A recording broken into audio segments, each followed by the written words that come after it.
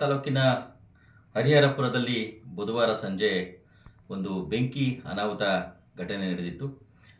ಇದರಲ್ಲಿ ಸಾಕಷ್ಟು ದವಸ ಧಾನ್ಯಗಳು, ಹಣ ಎಲ್ಲವೂ ಸಹ ಸುಟ್ಟು ಕರಕಲಾದಂಥ ಸಂದರ್ಭ ಅಲ್ಲಿ ನಡೆದಿತ್ತು. ಇದನ್ನು ನಮ್ಮ ಕಹಳೆ ಕೂಗು ನ್ಯೂಸ್ ಕನ್ನಡದ ವತಿಯಿಂದ ಈ ಒಂದು ವರದಿಯನ್ನು ನಾವು ಪ್ರಸಾರವನ್ನು ಮಾಡಿದ್ವಿ.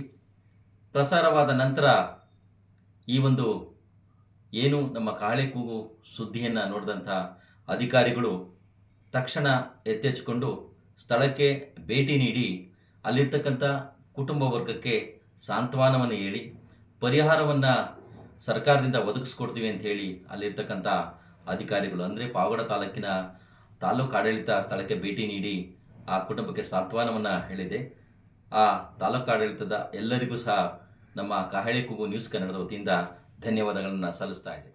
ಘಟನೆ ಆಗಿದ ತಕ್ಷಣ ನಾವು ನಮ್ಮ ಸಂಬಂಧಪಟ್ಟ ಕಂದಾಯ ತನಿಖಾಧಿಕಾರಿಗಳ ರಾಮಲಿಂಗಪುರನ ಇಲ್ಲಿ ಕಳಿಸ್ಕೊಟ್ಟು ಸಂಜೆ ಬಂದು ಅವರು ಸ್ಥಳ ತನಿಖೆ ಎಲ್ಲ ಮಾಡಿ ನಮಗೆ ವರದಿಯನ್ನು ಕೊಟ್ಟಿರ್ತಾರೆ.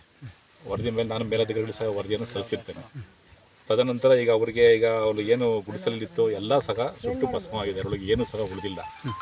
ಅದಕ್ಕೆ ಅವ್ರಿಗೆ ಅರ್ಜೆಂಟಾಗಿ ತಾತ್ಕಾಲಿಕವಾಗಿ ನಾವು ಸಹ ಅವ್ರಿಗೆ ಒಂದು ಉಳ್ಕೊಳ್ಳೋಕೆ ಒಂದು ವ್ಯವಸ್ಥೆ ಮಾಡಬೇಕಾಗಿತ್ತು. ಅದಕ್ಕೋಸ್ಕರ ನಾನು ಸ್ಕೂಲ್ಗೆ ಸದ್ಯಕ್ಕೆ ಸ್ಕೂಲಲ್ಲಿ ಒಂದು ಅವ್ರಿಗೆ ಇರೋದಕ್ಕೊಂದು ವ್ಯವಸ್ಥೆ ಮಾಡೋಕ್ಕೆ ಹೇಳಿದ್ದೀನಿ.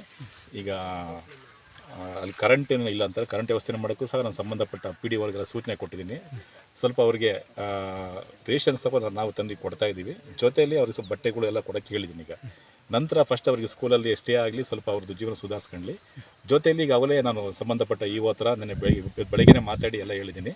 ಅವರಿಗೆ ಒಂದು ಮನೆಯೂ ಸಹ ಸ್ಯಾಂಕ್ಷನ್ ಮನೆ ಆಲ್ರೆಡಿ ಅವ್ರದ್ದು ಸೈಟ್ ಇದೆ, ಮನೆ ಸ್ಯಾಂಕ್ಷನ್ ಮಾಡಿಕೊಡ್ತೀವಿ ಅಂತೇಳಿ ಬೆಳಗ್ಗೆ ಭರವಸೆ ಕೊಟ್ಟಿದ್ದಾರೆ. ಅದ್ರ ಪ್ರಕಾರ ಅವರು ಇನ್ನೊಂದು ವಾರ 15 ಸಲ ಶೀಘ್ರದಲ್ಲೇ ಅವರ ಮನೆ ಒಂದು ಸ್ಯಾಂಕ್ಷನ್ ಮಾಡಿ ಮನೆ ಕಟ್ಸ್ಕೊಡೋಕೆ ಒಂಚೂರು ವ್ಯವಸ್ಥೆ ಮಾಡೋಕ್ಕೆ ನಾವು ಕ್ರಮ ಕೈಗೊಳ್ತೀವಿ. ನಮ್ಮ ಸರ್ಕಾರದಿಂದ ಏನು ಅವ್ರಿಗೆ ಸವಲತ್ತು ತೋರಿಸ್ಬೇಕೋ ಖಂಡಿತ ನಾವು ಸವಲತ್ತು ತೋರ್ಸೋಕ್ಕೆ ನಾವು ರೆಡಿ. ಅಲ್ಲ ಆಯ್ತು, ನಾನು ಹೇಳ್ತಾ ಇರೋದಂದರೆ ಸದ್ಯಕ್ಕೆ ಅರ್ಜೆಂಟಾಗಿ ಇವಾಗ ಅದೇನು ನಿವೇಶನ್ ಇದೆಯಲ್ಲ, ಬೇಸ್ಮೆಂಟ್ ಹಾಕಿದಾರಲ್ಲ, ಅದಕ್ಕೆ ಒಂದು ಮನೆಗೆ ಸ್ಯಾಂಕ್ಷನ್ ಮಾಡಿಕೊಡ್ತಾರೆ ಗ್ರಾಮ ಪಂಚಾಯತಿಯಿಂದ. ಮನೆ ಕಟ್ಕೊಂಡು ಫಸ್ಟ್ ಒಳಗೆ ಸೇರ್ಕೊಳ್ಳಿ. ಆಮೇಲೆ ನಿಮಗೆ ಅಲ್ಲಿ ಪಕ್ಕದಲ್ಲಿ ಏನೇನೋ ನಿವೇಶನ ಇದೆ, ಗ್ರಾಮ ಪಂಚಾಯತಿಯವರಿಗೆ ಆಲ್ರೆಡಿ ಈಗ ಇಒ ಸಾಹೇಬ್ರ ಮಾತಾಡಿದ್ದೀನಿ. ಆಮೇಲೆ ಪಿ ಡಿ ಅವ್ರಿಗೂ ಹೇಳಿದ್ದೀನಿ. ಅವ್ರಿಗೇನು ನಿವೇಶನಗಳು ಗುರುತಿಸಿ ಹೊಸದಾಗಿ ಇನ್ನೊಂದು ಸಪ್ರೇಟ್ ಮನೆ ಕಟ್ಕೊಡೋದಕ್ಕೂ ವ್ಯವಸ್ಥೆ ಮಾಡೋಕ್ಕೆ ಕ್ರಮ ವಹಿಸಬೇಕು ಅಂತೇಳಿ ನಾನು ಬೆಳಗ್ಗೆನೇ ಸಂಬಂಧಪಟ್ಟ ಇಒ ಸಾಹೇಬ್ರ ಹತ್ರ 2 ಸಲ ಮಾತಾಡಿದ್ದೀನಿ. ಆಯಿತು ಅಂತ ಒಪ್ಕೊಂಡಿದ್ದಾರೆ. ಅವ್ರಿಗೆ ಯಾವ ಸ್ಕೀಮಲ್ಲಿ ಅನುಕೂಲ ಆಗುತ್ತೋ ಆ ಸ್ಕೀಮಲ್ಲಿ ಮಾಡಿ ಅವ್ರಿಗೆ ಸ್ಯಾಂಕ್ಷನ್ ಮಾಡಿ ಮನೆ ಕಟ್ಸ್ಕೊಡೋದಕ್ಕೆ ಸರ್ಕಾರದಿಂದ ಕ್ರಮ ವಹಿಸ್ತೀವಿ ಅಂತ ಈ ಮೂಲಕ ಹೇಳ್ತಾ